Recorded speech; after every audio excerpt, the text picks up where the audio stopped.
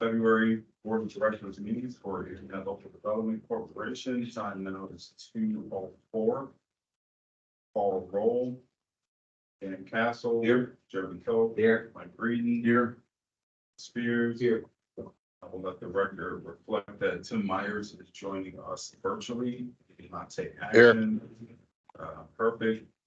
Jason Keaton is absent. Mark Cornell is absent, and Legislator Mills is also absent. Melissa is joining us virtually. Melissa Hartman back is joining us virtually, and also Mark Meyerhofer from ECC is joining us virtually. And we also have Matt Kreider in the room. We have a phone. Jumping right into the business of the day. Now the motion to approve the minutes from our last meeting. Motion. Second. Motion by Mike Breeden, seconded by Dan Castle. All in favor? Aye.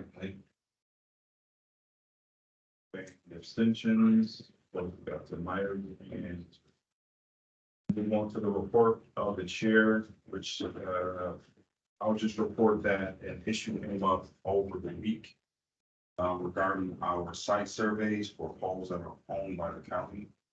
Hear about this? I think it's Probably not. a new problem that we have to pay for. Kind of. So, the short of it is that I'm working with legal department, and I'm also working with ECC to get it square, but work with MAC. And then also DPW to try to figure out how we can resolve the issue. Primarily is the county wants a survey for every pole that we have to replace.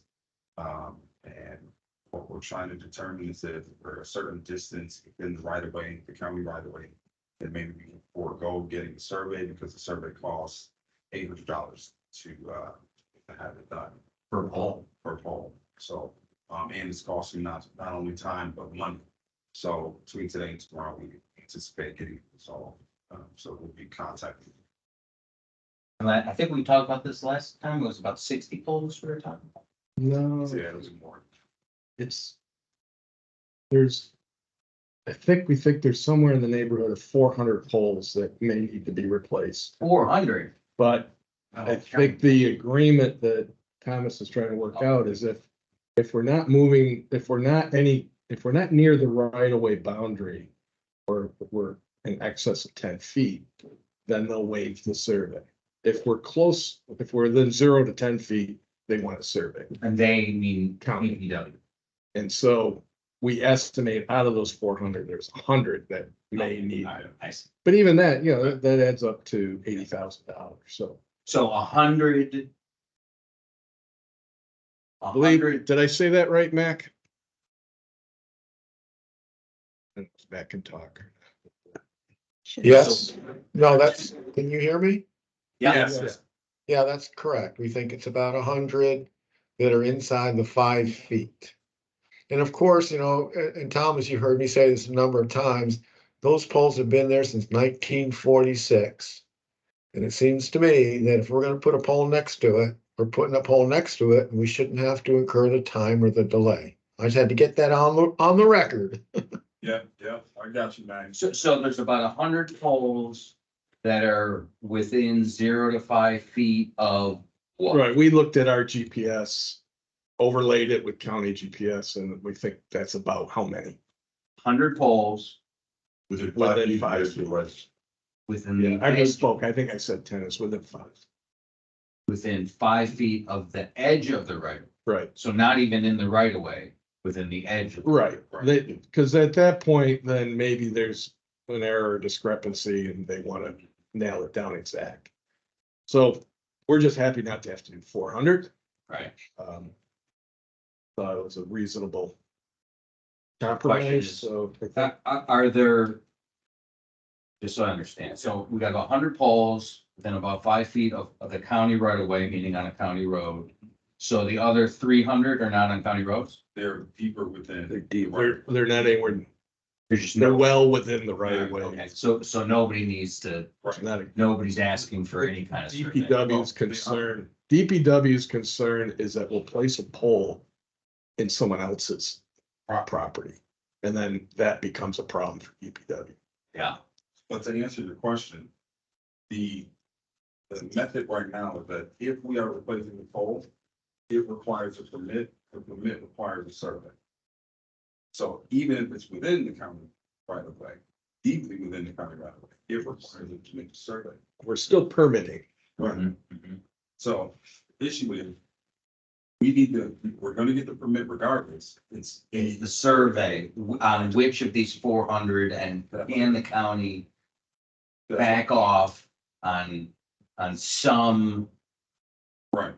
And it's really a matter of how much risk our, now the county side are willing to, right, contend with, and I think we're okay. Right. The administration is favorable to finding some agreement. Yeah. You just gotta figure out logistically right, what works for DPW and what makes sense.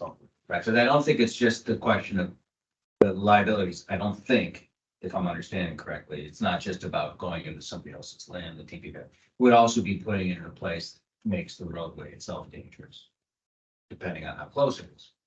So we, That would be the other boundary. Right. Of the right of way. So we can't be within 5 feet of that either, okay, so you're just talking about in between the two. between the two. And then that goes, also, I guess, the assumption that we be doing proper assessments and making sure that we're hitting gas lines or anything like that. So we're doing all of that and the ErieNet side. So it's really just what level of risk are we comfortable with? Right. Yeah.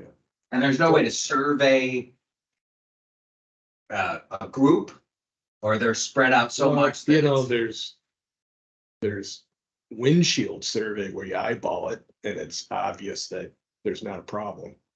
Then there's survey where you're out there with theodolites with a licensed surveyor and they're putting a map together. It's that level of detail that you want to pay for. And Kristen in my office, actually. Right. So we spoke to Kristen, so a couple weeks ago, we spoke to Kristen deferred to Rich. So I've been speaking to Rich almost daily about this. We'll get on some sort of meeting tomorrow, try to resolve it. There's one other wrinkle that we talked about. It's really just the logistics. What does DPW need when PCC goes to them with a permit? What a matching document is going to say, okay, we're good, they can move forward. Yeah. So, And because they're scattered. Yeah. Each pole requires its own sort of Right. assessment. Yeah, I mean, I'm sure if we were to deploy a surveying crew, we would batch them together to make sense. Now, there is one other layer of complexity too, that we haven't talked about, but just a heads up. So we don't own these poles. These poles are owned by, joint owned by National Grid and Verizon and NYSEG and Verizon. So this pole's been here, and if somebody determines that it's in the wrong place and it's got to be relocated, now we've got to engage NYSEG Real Estate Department and Grid Real Estate Department and engineering to make sure they're okay with putting this pole someplace where it's not. So if a pole is set right next to the old one, it's very easy to transfer the facilities on the old pole to the new pole. But if we've got to move this pole, pick a number, 3 feet away, 5 feet away, now the transfer of the wires can't happen. And they'll need to run new wires to the new pole location. Can you visualize that happening? So we've got a real estate problem and a logistics problem on transferring to a pole that's not right next to the old pole. And these poles are being replaced because they're so damaged, or they're just. It's No, not at all. So No. if you'll remember our early board meetings that, and I think I showed you guys a slideshow. So there are wires on the pole, and according to the code, we have to maintain a certain distance between those wires. Right, I remember that, yeah. You're right. It's So just that room on the pole. there's just not room on the pole to accommodate another cable. So we got to put in a taller pole. In 90, my goal is for us to pay to replace less than 1% of the poles, just to give you some idea of the volume here, and we are way under 1%. So on the other 99%, there either is room on the existing pole, or we can rearrange the wires that are on the pole to make room for us. So generally, we replace a pole where there's just not room on that pole and we need a taller one. But how can you replace a pole without knowing what's underground? Well, you just do. I mean, you call a locate service. It's a free phone call. You call 811 and they locate the sewer, they locate the cable TV if it's there, they locate power. And you just don't set the pole on top of a sewer line. Or any other kind of line? Or any other kind of line. Yeah, we still do that stakeout. Yeah. We don't skip that step. Yeah, okay. And that's why we want to put the pole right where the existing pole is. Because everyone for the last 100 years has been avoiding that pole. So it really works for everyone's advantage, put the pole where it is. I'm statutorily the risk manager for Yeah. ErieNet. Which just sounds like risk. Where do you, Jeremy, I've been asking this, where is there risk? Putting in a pole where there isn't a pole, that just sounds like Well, that's what we're. 400 times. That's what we're trying to avoid, Yeah. putting a pole where there is a pole. Right. So we can take the pole. The pole's here, Yeah, new pole's right here beside it. right. So, Right next. right next. Right next. So you don't have to. Yeah, And that makes the transfer of the wire so much easier. right, because it's right there. Yeah, yeah, yeah. Yeah, The risk comes if you have to put the pole in a different location. And of course, when you guys drive home tonight, you're gonna be looking for two poles together. It's called double wood. And usually what you'll see out there is that when the power company replaces a pole, they transfer it pretty fast. But you'll see that the lower wires are communications, generally cable TV, fiber, and Verizon aren't transferred. So until they transfer, they can't pull the old pole, which is why it's called double wood. Just leave the two poles there and Call it a day. call it a day. That happens all the time. Yeah, so Two what poles are better happened, than one. aren't they? That's what I always Figure this out. yeah, so what happened, I won't get into the long story, but the state of Ohio went after AT&T 5 years ago, 6 years ago. And I managed I managed 10,000 poles of double wood in Ohio. And 10,000 just barely scratched the surface. That's how bad the problem is out there. And every time on this project, every time we plant a pole, even if NYSEG pays for it, it costs us $1,000 to pull the old pole. Who's actually doing the pole work? The replacing the poles, which of our contractors? And then- All of them, all of them. The make-ready contractors. And then, so then my next question would be whatever language we have regarding indemnification and their insurance. Absolutely, And absolutely. we already have those agreements. And Yeah. so maybe that's the way. And they're all certified by the utility to do this kind of work. Right. They're pole experts. Pole experts. I'm not. We're. So if we're satisfied, I'll be communicating obviously with the legal team just to see throughout the week, and specifically tomorrow, just to try to come to some resolve. If nothing else, Melissa, we want to go into the executive director's report. Awesome. Okay, thanks, guys, everybody. I'm here in Florida. It's very nice out. I think we should move our meeting. One of our meetings should be here every year. All right, let me grab this. Okay, so I'll be brief. All the financial reports are attached. If anyone has any questions, just let me know. We can discuss that. We did meet with the city of Buffalo, and this was a phone conversation that Matt Kreider and I had with Daryl Springer. So it ended on a very positive note. We're gonna actually have a brief executive session discussion on some of that information that was brought up in that meeting. So we'll talk about that in our executive. But you know, we're inching closer to working with Buffalo in a positive way is basically the best I can say for now. We did ask them for a letter of support. So going on to the next update, the Connect All. So that application did come out. I think it came out actually on the day of our last board meeting potentially. And we will be meeting with all the we have been meeting with all the municipalities. We've been collecting letters of support from all of the municipalities. We just finished working on a letter of support that will go out to the regional elected. So legislatures for Erie County, the assemblymen, senators, all the way up to our US senators asking for support.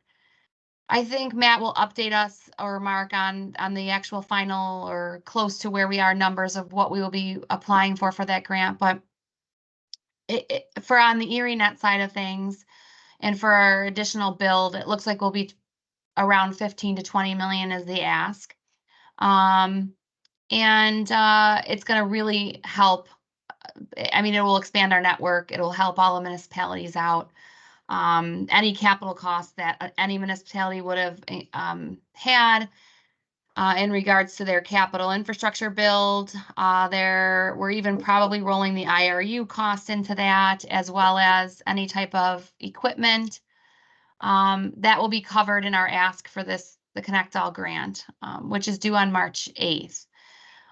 So I really appreciate ECC's doing a fantastic job in preparing the actual grant itself, but also just the mapping and the cost. And there's a lot of detail work that goes into this, and we have to do this in a very short time. So I'm very pleased with how well that process is going, and I look forward to updating the board on the submittal next month. And then, of course, we will find out on April 22nd if we receive that grant. We did formally submit for a BEAD Challenge grant, which we did finally get word back on Friday that we received. So I probably did this report prior to that. And so we did receive the BEAD Challenge grant. I think we applied for around $15,000. ECC is going to be completing the analysis. We did not have to do an RFP for that. There's no MWBE requirement. It was basically Connect All asking us if we could assist with applying for this, and ECC will be reviewing all of the FCC data and seeing if there's any updated changes to that. Just want to make sure there's no questions so far. Okay, good. As we discussed in a previous meeting, we did hire Vic Martucci to lobby for proposed legislation on the real property tax exemption. That process is going very well. We have been meeting with Josh Breitbart of Connect All. He's been assisting us with, you know, what our language is, what he will support. He does seem very supportive of our process and our ask for the removal of real property tax on open access networks. And so last week kind of finalized that language, and the lobbyists are doing their work in Albany to try to get that on the governor's bill. If not, trying to get sponsors to go through the legislative process. Any questions on that piece? Hey, Missy, can you, is there somewhere written about the specifics of the wording we're asking to be included? I'm just wondering. Well, just to clarify, we're not asking for anything. Okay. It's the county. It's the Okay. county. Got it. I can get, yeah, we can send that over to you once I get the finalized. We just met on Thursday, and Bob and Andrew from Harris Beach are working on the final edits. And as soon as that comes over, I can send that to everybody. Does that sound good? I'm just wondering, do you know if this issue has been elevated to the New York State Association of Counties, you know, the NISAC, to get other, That's all as soon as the language is written and we start our process, that will be going out to the Association of Towns, Association of Counties. I believe they're taking it to the Association of Assessors. So yeah, there's a whole list of those that we're going to be reviewing it. I'm just asking because the Association of Counties Conference, legislative conference starts next week from Monday. Yeah. And I know the CE will be there, have a good opportunity to talk to other counties. Sure, yep, we'll get that over, yeah. Okay. good. I'm Thank sure you. Ben will be involved in that as well. Yeah, I'm sure. All right, thank you. Mm-hmm. And then just the last thing I have before Matt does his update is the annual meeting is our next meeting on March 19th. It's very important that all board members attend, so I hope there is not a conflict. We will be doing all of our approvals, of course, of the policies and bylaws, which the governance committee has been working on, which I really appreciate. We will be reviewing the 2023 financials, all of our accomplishments. It is the meeting where we approve the annual ABO report, which is due March 31st. We will be reviewing the 2023 audit, which we're currently in the process of. We finalized all of the field work and we're just waiting on the results and the draft, which we should have in a few weeks, a couple weeks maybe. And that's gone very well. And then if there's any, we will be having committee changes, basically just adding some committee members to, or adding board members to some committees so that we have, more than 3 people, say, on the audit and finance, so we can get our, so we can have quorums, without just one person absent or 2 people absent.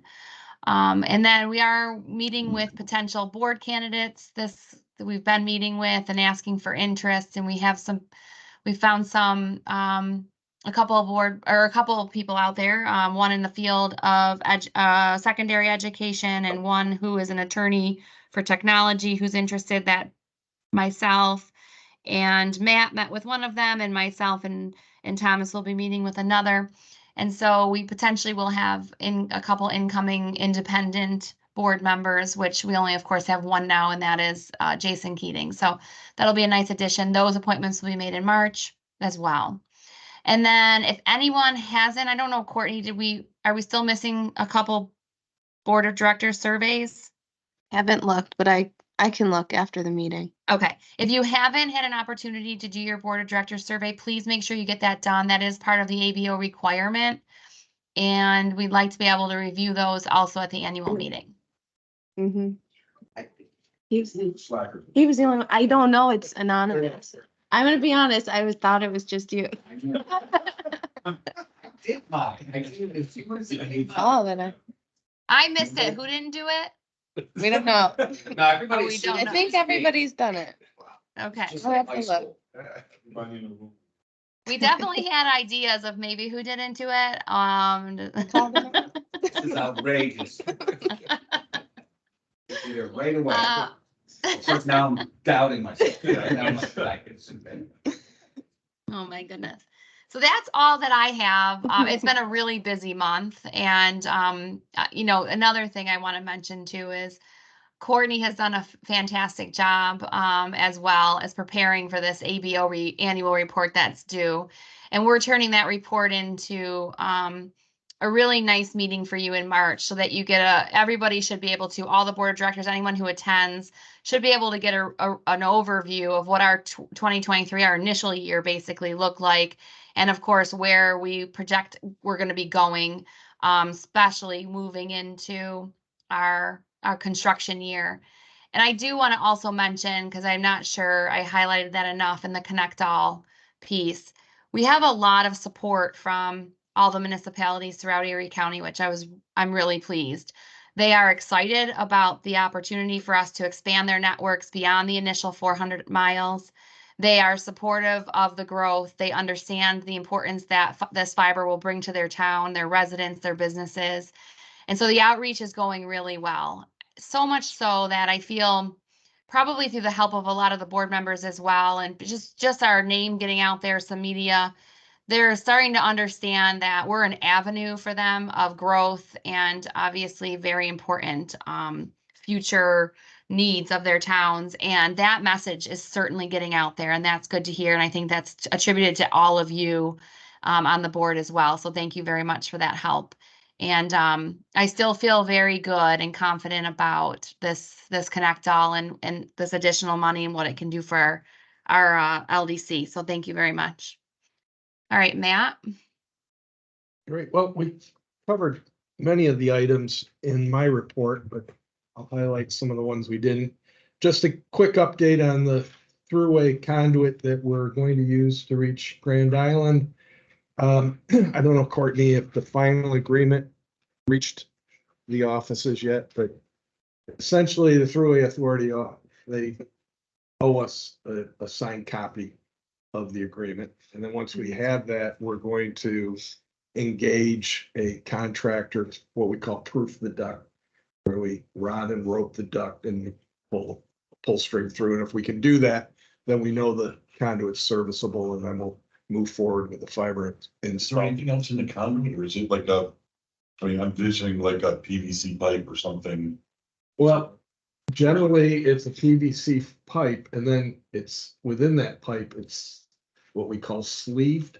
Right. With 3 1 1/4 inner ducts. Right. So we'll get one inner duct. We get one, and And you that's get what your we own want. fiber in that. That's right. Got it.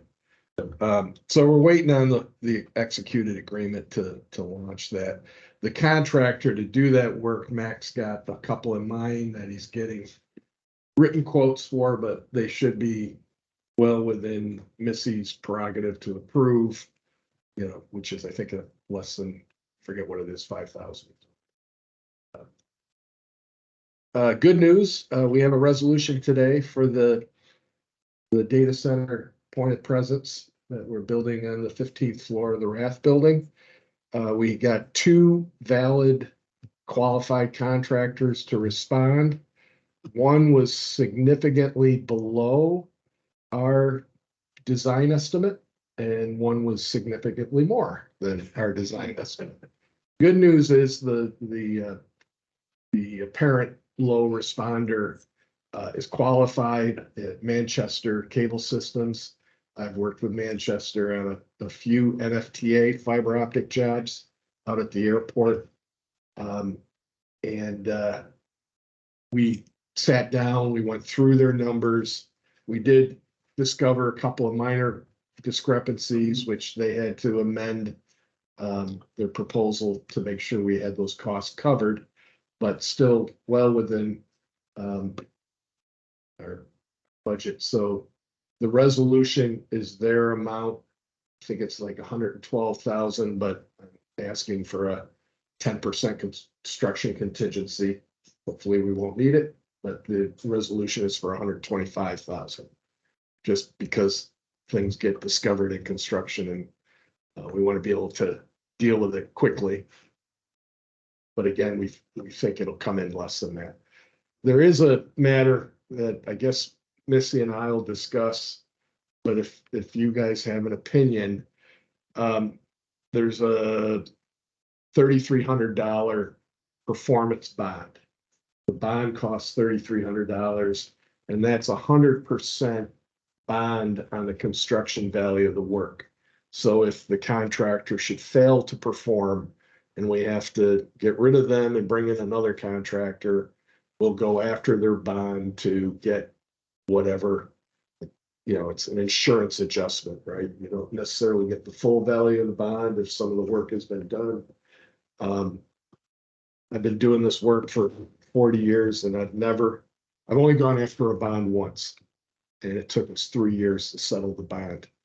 So this work will be done fast. We'll probably start right away, March 1st, and we'll be done in, I would think, June. Couple months. So we could waive the bond for $3,300. We'd save $3,300. If you want the extra insurance, we'll include the bond. Now, I don't know who makes that decision, but it's a money decision. Risk manager over here. Keep the bond. $300 doesn't seem like that much money when we're what we're talking about, but that insurance. And The other work that's being done in the rat. Yeah, right below your office. Yeah. All right, I say waive the bond if you can keep it down. Meaning the noise, the noise, that's driving me and everybody in my office Right. crazy. No, I can't agree to that. No, it's gonna be as noisy. It might be noisy. Ah, I think there's drilling involved. right under my feet. First. We paid him extra just to be louder. Oh, right. Well done. The other potential value engineer is, I was informed that the racks that we specified are American made. But there is, from the same manufacturer, a Chinese manufactured rack that's 50% less expensive. And we have 18 of them.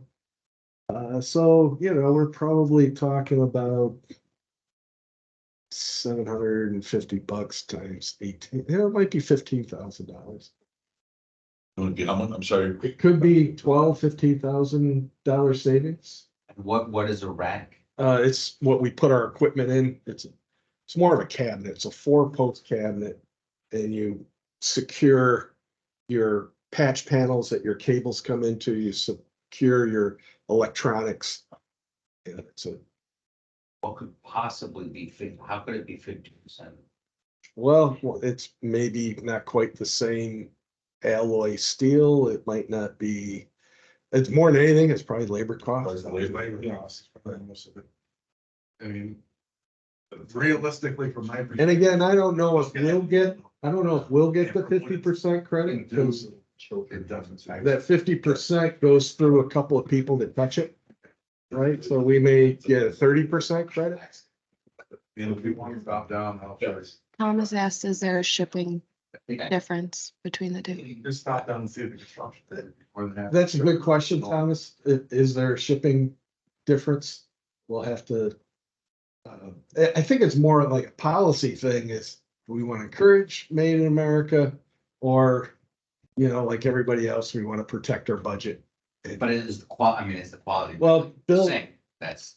Bill Hayes, the engineer that's behind this working with me, we're gonna look at the specs and see if it's equivalent and all that. Are they ABC? Or are they? They're Vertiv racks, Okay. which were they were Eaton before that. I think Legrand might be the master company. They're legit. They're a good quality manufacturer. If it is a substantial savings, I think we ought to do it. Yeah, I would agree. Really no cost benefit other than in America. Yeah, quality. Yeah, I really don't. Yeah, they made in New York. Doubtful. You never know. You know, technology wise. But anyways, that resolution's what's in front of you. We're just asking that we can move forward and negotiate the final contract with the vendor. Good news is we're well under budget. Mike's ready for this work to happen in the data center. We're making progress. Sooner the better. So they're doing a good job. So if anybody would love to stop down, I'd be more than happy to show It you. would like to swing by. Yeah, see the facility. Might get a little dusty, but other than that. We talked about the Erie County survey.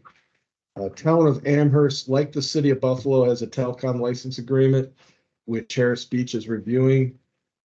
Unlike the city, there's no one-time or annual licensing cost.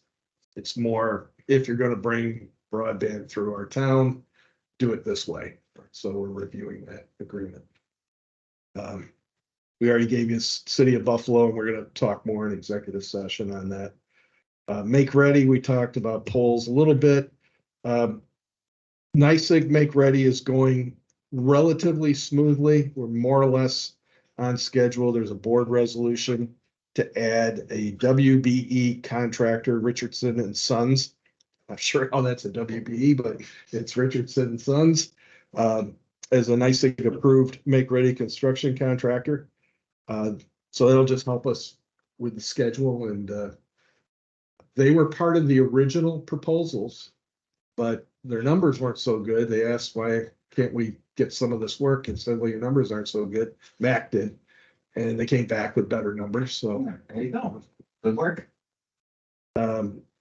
The grid make-ready construction is behind schedule for a number of reasons. You know, it took us a while to get our Leidos and grid agreements in place, if you remember earlier in the year.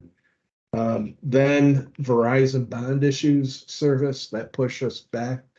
And so, but even now, the new challenge is that it's what Mac calls PECs, prior existing conditions on the poles. So again, as we mentioned, some of these poles have been around for a long time. There's a lot of sins on those poles, and we're the last one to want to attach, and it's on us to fix the sins of the past. So Mac's challenging that as best he can. That's adding a little time to do the challenge, but it's a significant budget impact, so we want to pursue it. And so we're talking with the engineer and the utility.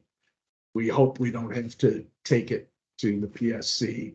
That would be the escalation if we needed to. Mac, anything else you want to add on that item? Briefly? No, and by the way, if the question comes up, we're not having this PEC problem so much with NICEAG. Because NICEAG, if it's nasty out there and somebody else caused the problem, NICEAG will pay for the pole replacement and figure it out later. And National Grid won't do that. National Grid wants to track down who they call the cost causer, whoever created the sin, and get them to fix the problem. That's why there's a delay with National Grid as opposed to NICEAG. Is there something we can do to put some pressure on National Grid? Yeah, his name's Mac Zukoff. Oh, And put Yeah. Mac on. I'm on it. Okay. So just want to I mean, it's a little frustrating because we want to push through this make ready. Because that's the critical path to get to construction. And the The good reality, news is, yeah, go ahead, Mac. and the reality is we really can't start make ready in the city of Buffalo because of this telecommunications license issue as well. So How many poles are we talking about? Sin poles? Oh. I mean, no. There's no way to know. just order of magnitude. We're talking about 12,000 poles we're trying to attach to countywide. Right. Half Well, are grid.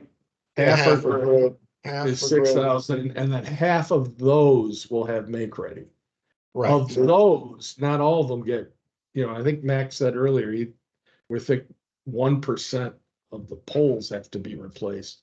But that doesn't mean a pole might not get replaced and it still needs to be corrected. It still has sin. And it shouldn't be our cost to correct Right, it. right, So that's what we're trying to get right. through. But we don't Certain have a sense things- of how many. Certain items aren't worth fighting over.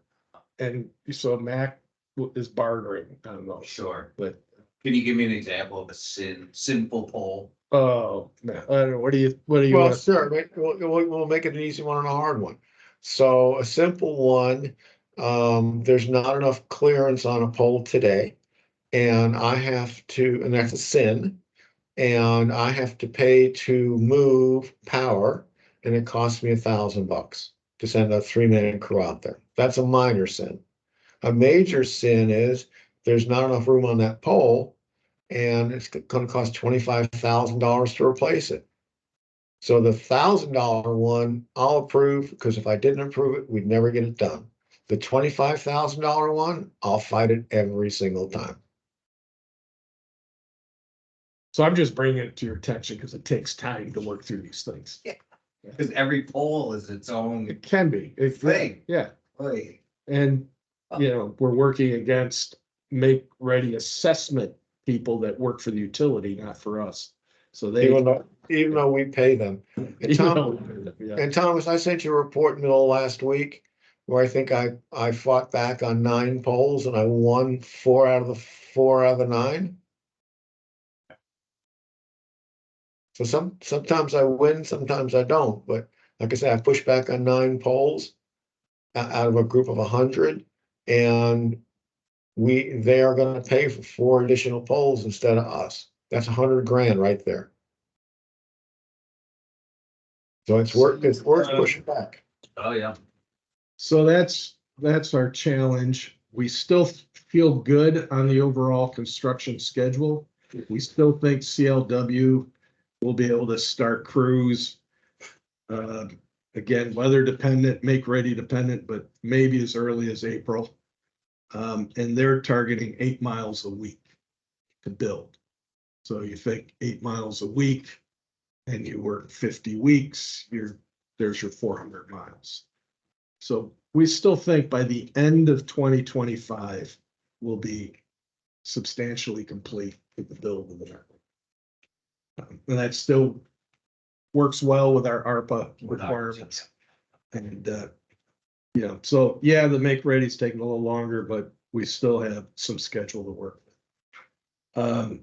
Next month, we'll have an update to the budget and cash flow, to the Finance and Audit Committee. We're making progress with the lit service plan for those customers that want the dark fiber, but they don't have the IT capabilities or staff to light that fiber. So we'll have some, and it's also with our MIP grant, we're including customer premise equipment that you would need to light that fiber, including county sites that might need, 60 routers, right? So I don't know if you've bought those routers yet. No. So let's hear if the MIP covers that. But if we do, then that would save you some money. Yeah, that'd be nice. And we'll talk some more about all that pricing in a bit. We've gone through the B Challenge grant. We talked about the Connect All MIP program that we're trying to go after 15 to 20 million. We're also trying to identify internet service providers that we can, at a minimum, present to the grant application as an interest in being last mile providers for ErieNet. And we're approaching a couple specifically to see if we couldn't identify a pilot project, include that money in the grant ask. We don't know if we can pull that off by March 8th, but that's our goal is to try to identify that. So we'll keep you apprised of that as it develops. The marketing has been a little bit shifted towards the MIP program, but we're continuing to negotiate with the city of Buffalo. Missy talked about that. We updated our IRU proposal to Mike for the county. That's going to be impacted by the MIP. One is the CPE equipment, but we're also going to ask for the IRU costs, which is that one-time cost to utilize the backbone. Right. To also be considered an infrastructure, which it is. It's an infrastructure cost to the county. So if we can eliminate those two costs, then the ErieNet value proposition just gets even better. So as part of the MIP, this BEAD challenge, and just our sales and marketing effort, we're touching all the villages, town halls, and city halls all over again, and keeping that communication fresh, and alerting them of not only are we including them, but what are we including for each town, each village, each city in the MIP grant. I'll be at the Association of Governments Thursday.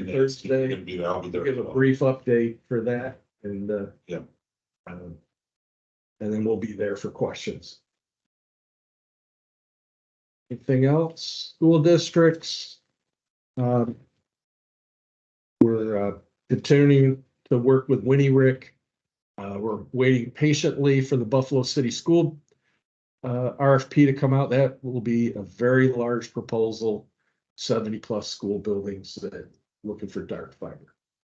Put that in perspective, that's probably twice the number that we're that we anticipate to do with the library. And it extends our backbone even more throughout the city. Bill Stadium, we're treating as a public safety PSAP, so it will have a connection. And we continue to meet with carriers. Carriers are warm to the idea, but until they actually see fiber that can be turned over in 60 to 90 days, they're listening to us. Not quite ready to quote them yet. Question about the stadium, it's done set, but was there a request, there was no request for the, KeyBank Arena? They have similar issues. The people we were speaking with at the new stadium didn't want to commingle the discussion with the hockey arena. Perhaps a separate overture should be made to that group. Oh, because we own that shell of that building. The shell. We own the shell. Yeah, it's very complicated there. Ownership is a mess, but it's complicated. But yeah, so we own part of it, so it'd be easy to have a discussion. Mac, do you know off the top of your head how close we go by the City owns KeyBank Arena? shell. See, Do we, I'm sorry, by the Key Bank? the KeyBank Arena. Arena, the bubble? Yeah, we're not, we're, we're down, we're down Louisiana Street. So it's not too terribly far. It would be a long skinny hole. we putting, I don't get real detailed discussions. Are we having a line on Washington Street? I thought we were going up Washington, connect to the medical center. Is We that are. one of the arenas at the other end, Washington Street? No, hang on, let me look at the map real quick. It's also a big priority area for the city of Buffalo on, redevelopment efforts and mobility, and spend a lot of time and effort on that forward. Yeah, but we're not in the south part of the city down there. If we have to, city of Buffalo, we'll get to the tugboat. Which is gonna be an effort, and that's right around the corner. But we're kind of near the casino. So that's just a straight shot. Unfortunately, this is all information that would be helpful and more productive if we were having better conversations with the city. Yeah, Amen. no, I understand. It seems to me, though, that at the end of our conversation with Daryl, that his head was, spinning a little bit on some of the economic opportunities that this could bring. They have the list of the buildings that we want to include in the MIP grant. And so if they can in time come back to us like real soon this week and say, is there any way we can connect another A, B, or C building, we would do that. One of the ones that we are doing now is the, what's the big one they just announced? The, what's it called? The old terminal, the central terminal. So we're making sure that we're going to connect to that. So anyway, it's just unfortunate because there might be some buildings that the city is going to miss out on, at least for this grant portion, that we could have included in the ask. I want to say, because I know that Washington Street corridor is very much of interest to Brenda Manfield. So, all right. It seems odd that we would connect to Central Terminal given no one is there, and we wouldn't connect to the foot of Main Street that has the whole Inner Harbor and the arena and hotels and. Well, just because it's not there now, this is just the backbone, remember, Dan? So Yeah, no, I get it, yeah. doesn't mean it won't be there, right? Yeah. Yeah, I got it. All right. Being respectful of time, Matt, anything else? Okay, so let's conclude the executive director's report and, maybe you want to give a quick overview of the governance committee meeting that we had today, very, very high level. Yeah, so second meeting of the governance committee, Bob Murray was here, walked us through some of the bylaws. We asked him for some questions on some of the bylaws. He provided those to us. He's going to sort of work up a final version of the bylaws with all of our suggestions. We'll present that to us at our next governance committee meeting. Presumably, then we will vote on that and send it to the full board for the annual. So we have no unfinished business. So what we'll do is we'll go through the resolutions. I'll take the first and a second, we'll discuss it, and then we'll vote. Matt, are you prepared to answer any follow-up questions about these resolutions? I touched on them already. Yep. Questions. So we'll jump right into it. Motion to adopt Resolution 2024-02, resolution of the ErieNet Local Development Corporation authorizing one, the negotiation and execution of a master service agreement to engage Richardson and Sons to provide make-ready fiber optic infrastructure, construction services related to New York State Gas and Electric Corporation infrastructure. Motion. That motion by Mike Breeden, second by John Spear. Any discussion? Hearing none. All in favor? Aye. Moving on to the second resolution, resolution 2024-03, resolution of the ErieNet Local Development Corporation authorizing one, the negotiation and execution of an agreement to engage Manchester CSD for construction services in relation to build out an open access network under presence and amount of access exceed $125,000. And two, authorizing the negotiation and execution of a certain license agreement by and between ErieNet and the county for the use of certain space in the county building as an open access network. May I have a motion? Motion. Second. Second. Any discussion? Hearing none, all in favor? Aye. Okay. Abstentions? I want readiness. All right. So we're going to go into executive session. This is an executive session to discuss City of Buffalo contract and open discussion in accordance with section 105(1) sub H, proposed lease of real property. May I have a motion? I'll make the motion. Okay. Second. Motion by Toad, seconded by Mike Reed. All in favor? Aye. All right, so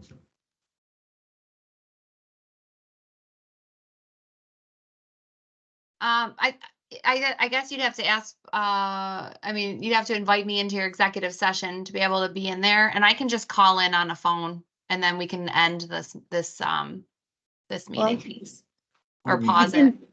I can take people out. yeah, so who we need? I Melissa think it's just Melissa and I. and Two Tom layers. and Ted, Okay. Jeff and Mark. Sorry, Mark. Well, he's leaving, so that's, And now we're no longer recording, right? no, I was gonna ask, is that, Stop recording.